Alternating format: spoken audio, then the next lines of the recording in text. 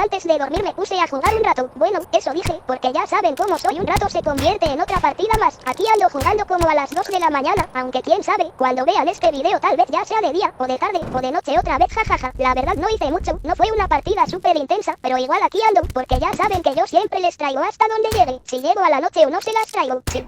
Llego a la 10 también, aquí no hay trampa, esta vez llegué hasta la noche 65, y la neta me la pasé bien, me puse a chambear tranquilo, sin presión, solo jugando para relajarme antes de dormir, aunque bueno, eso de antes de dormir, ya no sé si cuenta porque luego termino más despierto que nada, pero así es este juego, uno dice, una noche más, y cuando ves el reloj ya no sabes ni qué día es, de ahí ya me tuve que ir, porque si no mañana no me levanto ni a palos, pero bueno chicos, aquí les dejo este pequeño video hasta donde llegue, gracias por todo el apoyo de verdad y nos vemos en la siguiente partida.